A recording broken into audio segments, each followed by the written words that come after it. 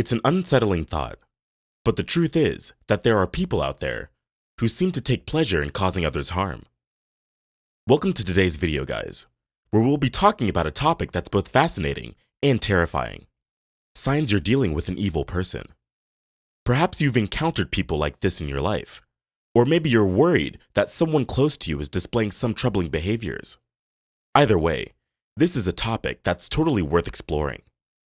Before we get started, I want to let you know that we have a special bonus section coming up later in the video. I'll be letting you in on an effective method for setting boundaries when dealing with an evil person. And this is something that you don't want to miss, so make sure you stick around until the end. Welcome to Wellness Lenses, where we talk about mental health and the journey to self-development. Without further ado, let's dive in.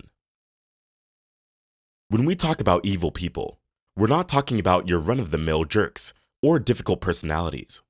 We're talking about people who seem to go out of their way to hurt others, who lack empathy and manipulate those around them. So, what are some signs that you might be dealing with an evil person?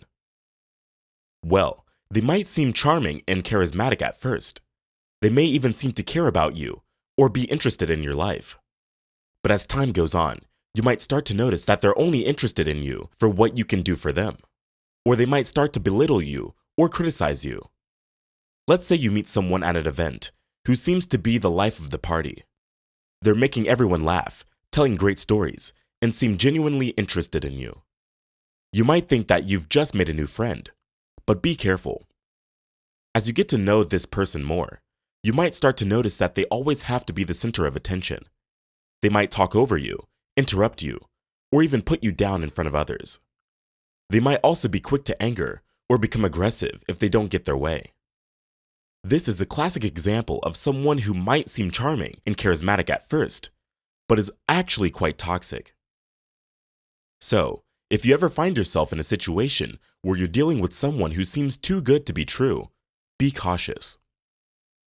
Take the time to really get to know them, and trust your instincts.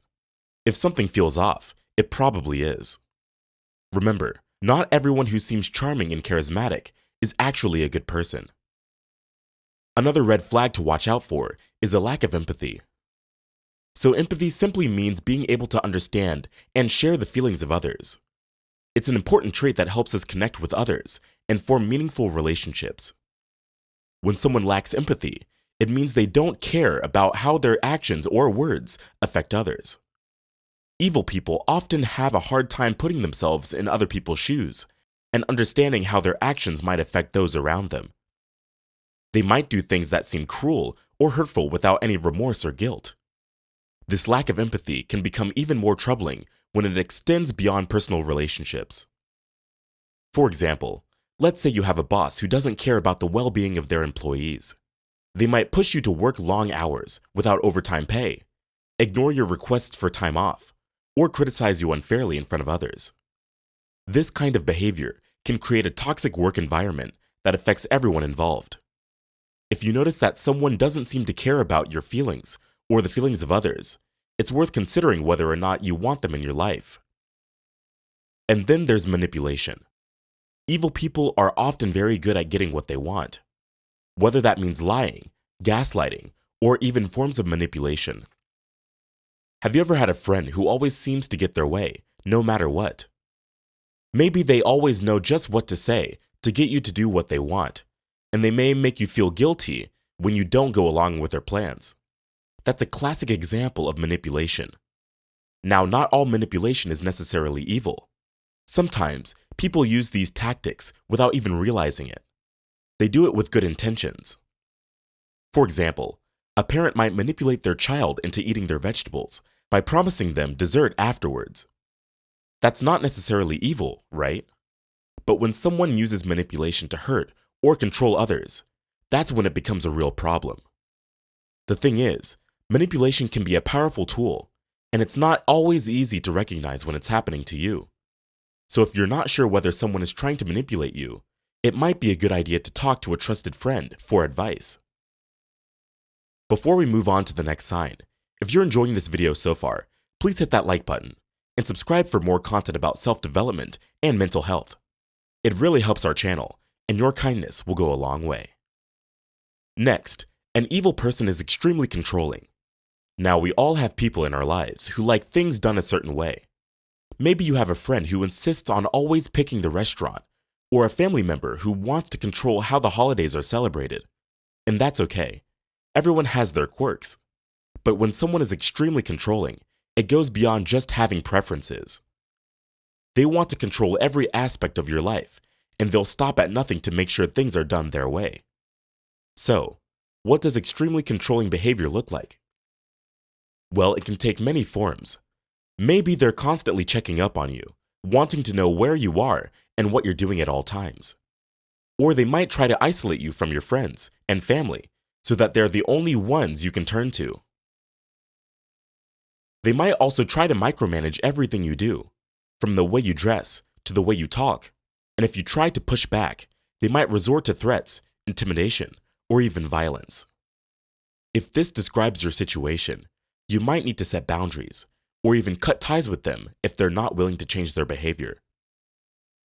Finally, most evil people are pathological liars. They lie about everything, even when there's no reason to. Think about it. If someone is lying all the time, it's because they have something to hide, or they want to manipulate you. They may lie to get what they want, to avoid getting in trouble, or just for the sake of lying. And unfortunately, evil people are masters at lying. They are skilled at manipulating their words to make themselves look good, even if they're actually doing something terrible. Evil people may try to convince you that they are trustworthy, but their actions will always speak louder than their words. If you catch someone in a lie, it's best to keep your guard up and try to distance yourself from them. As you can see, evil people exist, and you might be able to recognize these signs. Whether it's a colleague at work, a friend, or even a family member, encountering an evil person can be a truly harrowing experience. And so, for the bonus you've been waiting for, here is one proven strategy for setting boundaries when dealing with an evil person. The key is to maintain a firm and unwavering stance. Being clear about what you will and will not tolerate. It's essential to communicate your boundaries clearly and consistently, using a calm and assertive tone. For example, let's say you have a coworker who always tries to take credit for your work. You might say something like, "I appreciate your interest in my work, but I would prefer it if you didn't take credit for it. It's important for me to receive recognition for my own contributions." You must also stick to your boundaries, even if the evil person pushes back or tries to manipulate you. Evil people often try to find ways around boundaries, but if you remain firm and consistent, they will eventually learn that you won't tolerate their behavior. Setting boundaries when dealing with an evil person can be a tricky task, but it's an important step towards regaining control of your life and protecting yourself from any further harm. Thanks for tuning in today, guys. If you found this discussion helpful, be sure to check out our other content on dealing with difficult people. And as always, if you have any questions or additions, leave them in the comments below. Don't forget to like this video and subscribe for more content like this. See you next time.